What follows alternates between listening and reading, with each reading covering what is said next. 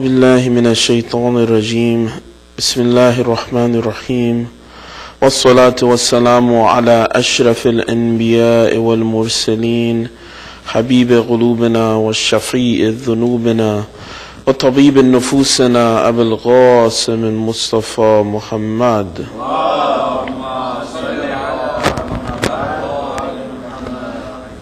وعلى أهل بيت الطيبين الطاهرين المعصومين المنتجبين المظلومين ولعنة الله على أعدائهم أجمعين إلى قيام يوم الدين. رب اشرح لي صدري ويسر لي أمري واحلل عقدة من لساني يفقه قولي. Just for one moment before I begin the lecture, I think we should take a moment to just reflect on how many brothers and sisters, Shia Muslims, are being killed.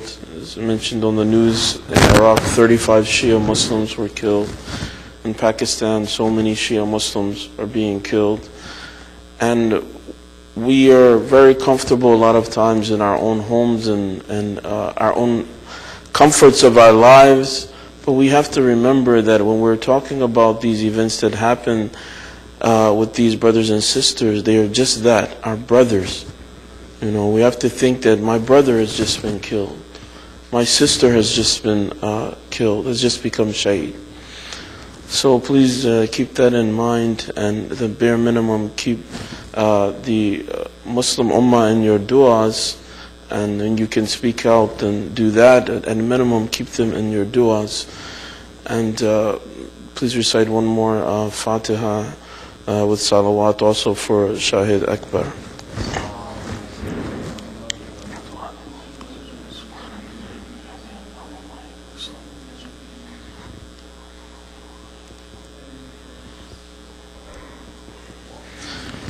Inshallah, this majlis is dedicated to all of the shuhada, especially the Muslimin who are the lovers of the Ahlul Bayt, who in this day and age, a lot of them are not alive today to be able to continue to commemorate the Ahlul Bayt. The topic, inshallah, for the next couple of nights, each day will be a different topic. Tonight's topic is about heroism. The Ahlul Bayt and what transpired in Karbala, these is nothing short of the definition of what it means to be a champion or a hero. Obviously, in Islam, the definition of what someone becomes great or heroic for is very different than the definition of Hollywood. Someone's a hero in a movie, and they come back so they can be in the next sequel and the next sequel, and there can be more money made. These real heroes, they give everything and they sacrifice everything. They set real examples in very real situations. So I want to illustrate what does that mean, this heroism of Imam Hussein.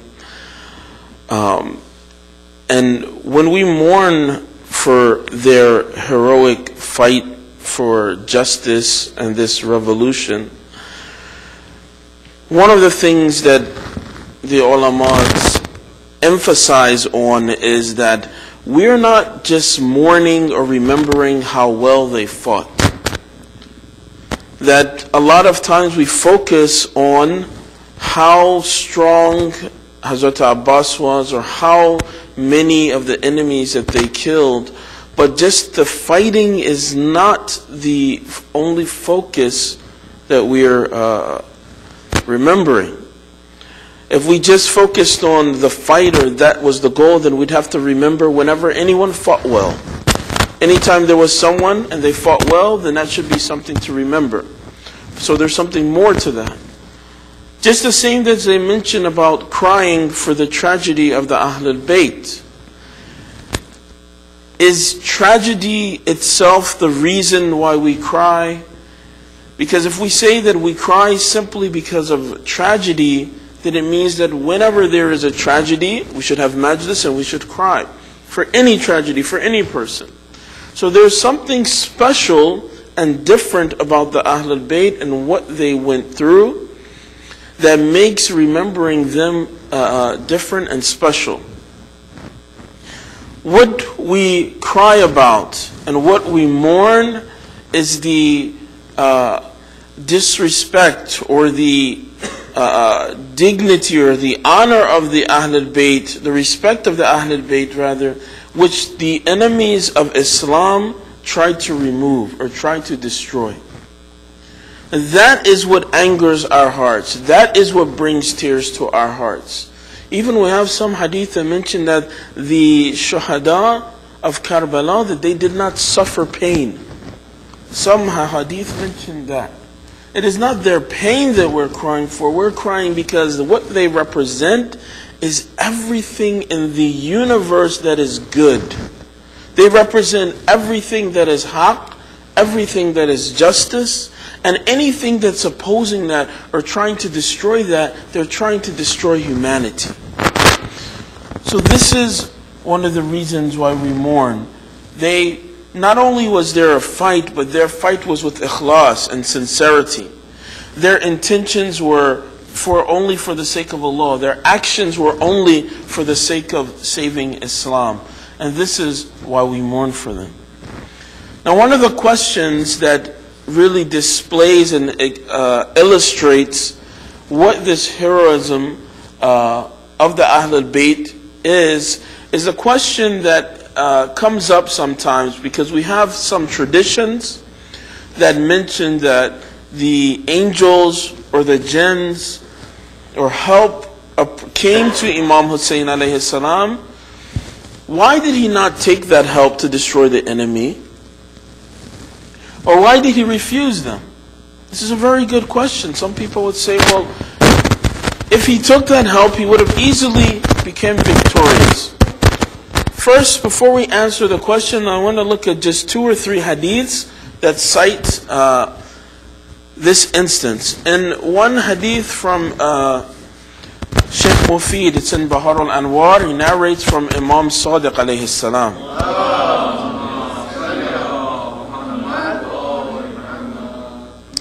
It mentions from the time that they were leaving Medina, it says a group of jinn, they came to Imam Hussein.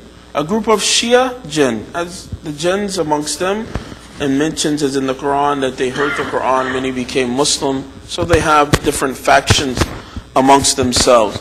It says a group of the Shia jinn, they came to Imam Hussein alayhi salam, and they said to him that we want to help you, we want to offer our help and our assistance in fighting the enemy.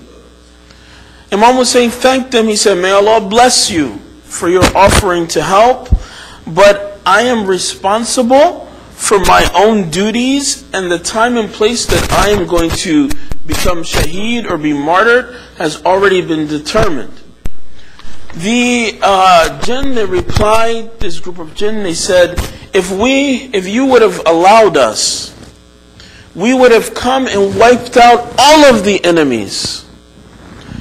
Imam Hussein alayhi salam, he paid very good attention to this point. He says, we ourselves are more capable of doing that.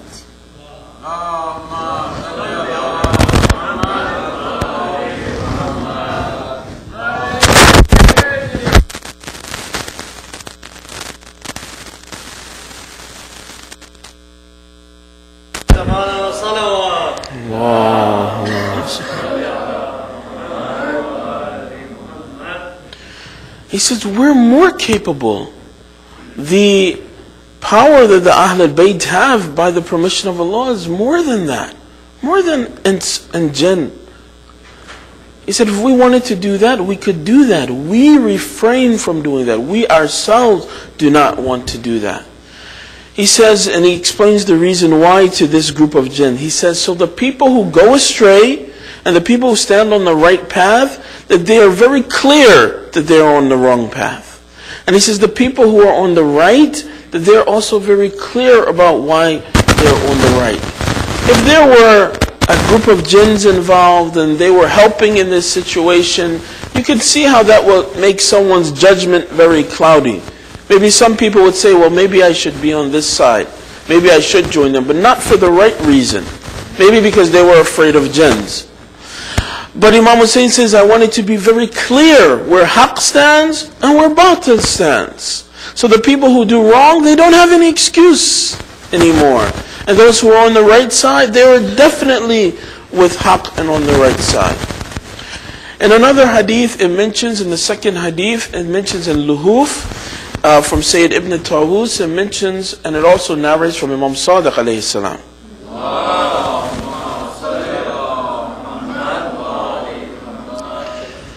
Imam Sadiq says, my father said to me, when Imam Hussein confronted Umar ibn Sa'd and the battle began, he says, Allah sent help to Imam Hussein. When this help came to Imam Hussein, at that moment Imam Hussein had an option, he had a choice. He could take victory in this help and he could win the battle, or he could choose to meet with Allah. And he says that Imam Hussein alayhi salam, he chose liqa Allah and to return to his Lord.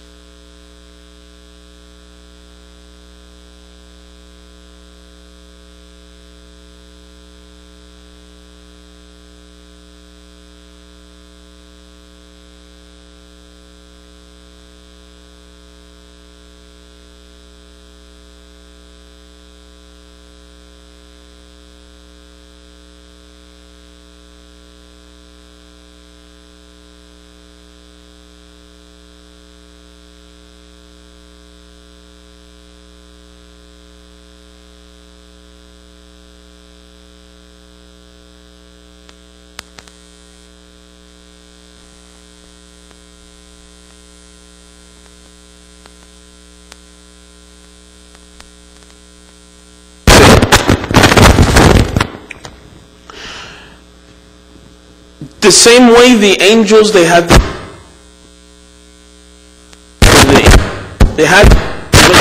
Imam. These 4,000 angels, Imam told them that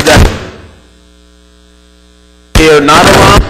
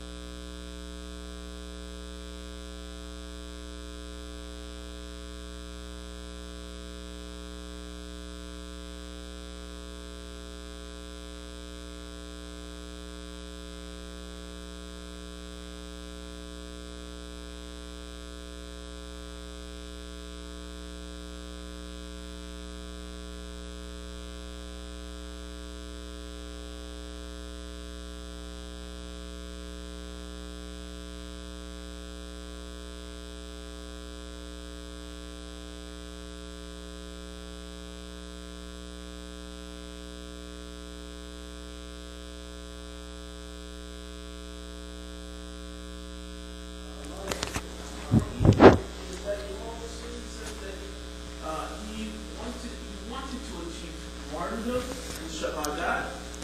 And at the same time, he not only wanted to achieve martyrdom, but his ultimate purpose.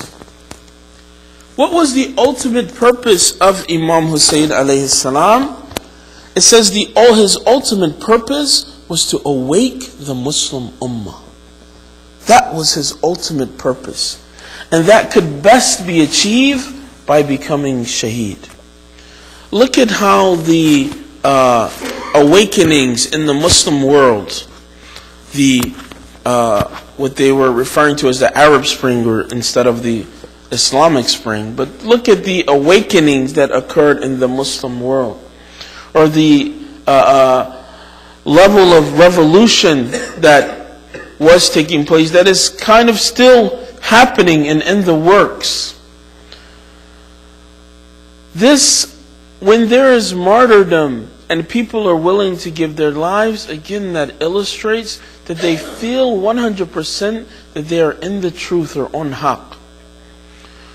In 2005, there's an article that in 2005, 5,500 troops had run away from the war. U.S. troops had run away from that war in Iraq.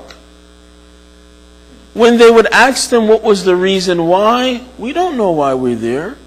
We don't have any sense of purpose, and we don't want to give our lives. We don't believe in that cause. So when you believe in something, wholeheartedly 100%, if it means that it caused shahadat, then you welcome that. That's the second reason. The third reason that it mentions, please just say one loud salawat.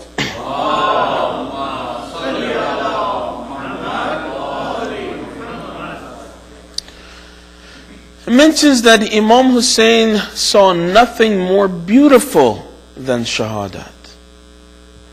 Just like when Yazid wanted to mock the movement of Imam Hussein, and he says to Hazrat Zainab, what does she reply? Ma ra'aytu illa jamila. I saw nothing but beauty. Shahadat is the most beautiful thing.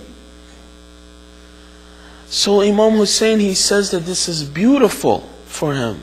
Why would I not want to become shaheed? He says in his sermon that he makes in Mecca as they depart to go to Iraq. He says that the zinat, the adornment of death for mankind, for a human being, is like the beauty of a necklace for a girl. That she may look at this and say, this is a beautiful thing. It's valuable. It beautifies me. That he looked at shahadat and death in the way of Allah. If I have to wear this necklace in the way of Allah, then that's beautiful for me, Imam Hussein says.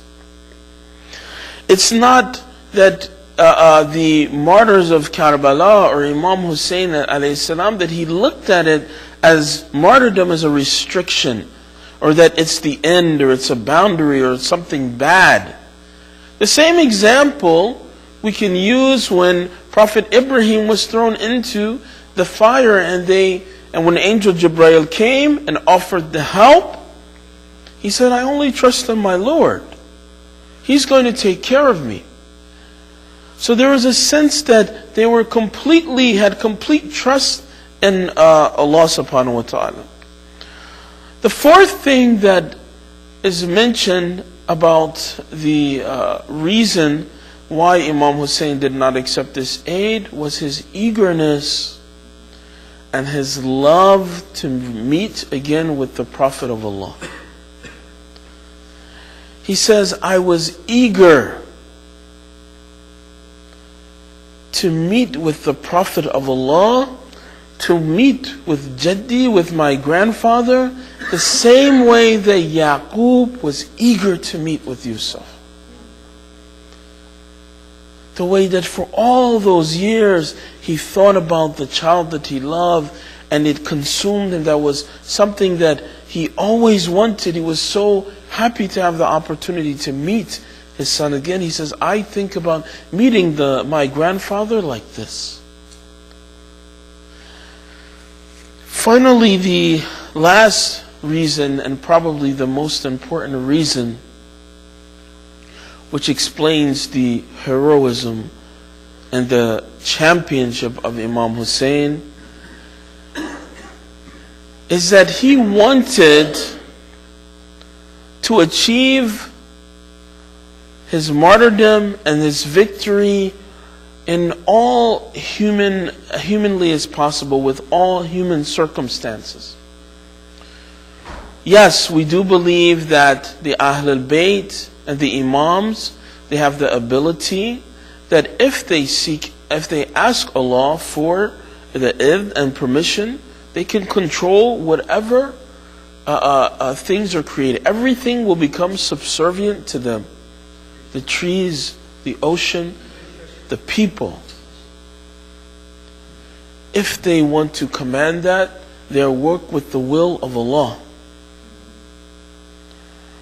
But the reason why Imam Hussein says, I won't do that, is for us right now, today, to be able to understand what does it mean to fight for freedom. If Imam Hussein had, with a single word or name of Allah, completely destroyed the enemies, like he told the jinn, we're more capable of that. If he had, with one single name of Allah, completely annihilated 30,000 troops, what would happen is every Muslim and every movement from there on would say that, well, our situation is not like Imam Hussein's. We can't do that. We can't apply and be the same type of people who stand for justice, because when Imam Hussein stood for justice, he had superpowers. So he had to do his revolution in a way and lead the revolution in a way that everyone moving forward in time could be able to look back and say, I learned from Imam Hussein how to achieve victory. Did Gandhi say that? I looked and saw that this is the way to achieve victory. That even despite his ability, he chose to go in the most humanly fashion. We use all of the circumstances. Could not Imam Hussein have done something to make water come to them? That's not at all far-fetched. It's easy for them by the will of Allah. And this is why when those angels came and asked Imam Hussein, it mentions in another place in Luhuf, it says that the angels came with heavenly horses and weaponry, whatever kind of weaponry that is. But they came to Imam Hussein, and what he said to them was that he didn't want to use this kind of force or this kind of ability. He had that option to say, I'm going to take these angels and destroy all of these enemies. But again, the whole point and focus was the vision of Islam, the outcome of Islam, and the long run, what will become of Islam. And right now, till today, what you see is that in the name of this same movement of Imam Hussein and Abu Abdullah, people there are inspired. Every Muharram, we have a certain level of inspiration that we get. And we feel that what does it mean for someone to be in that situation and to give everything that they have? What does it mean to be in that situation with your family? What does it mean to be in that situation when you have to bury your child? The most difficult, the most harsh of circumstances. That is what makes Imam Hussein a hero for us. That is the ultimate definition of heroism. That despite all of the difficulties and tragedies that existed, in some kind of way, somehow, he was resilient, and he left an example and blueprint for all of humanity that if you want to be successful, then fear no one but Allah, stand up for what's right and what is justice. And Allah subhanahu wa ta'ala being pleased with you is more better for you than anything else in the world. Please recite one salawat.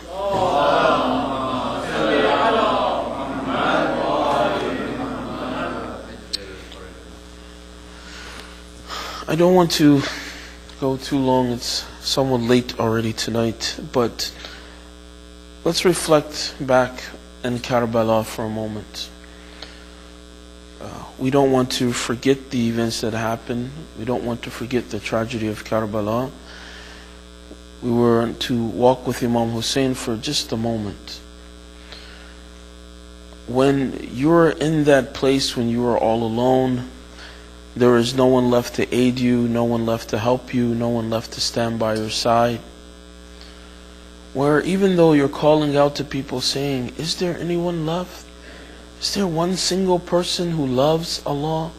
Is there any single person who loves the Ahlul Bayt? Anyone who believes in Rasulullah? You say that you're Muslim. Is there a single person who will come and defend the haram of Rasulullah?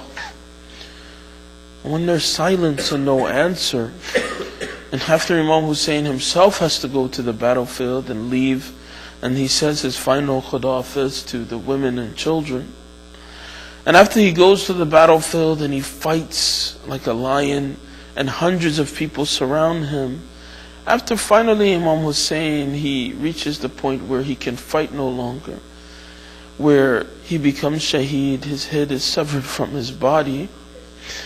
After this, then you think that for people who are enemies of Imam Hussein, are you enemies of haqq and righteousness and humanity? Because, wallah, there are animals who would never be this vicious. There is nothing more vicious than what they did even after the martyrdom of Imam Hussein. Umar ibn Sa'd said, who's going to go and trample the body of Abu Abdullah? Who's going to be bold enough to do that? And 10 mal'oons came forth and said, we will trample the body. And they took their horses and the bones of Imam Hussein.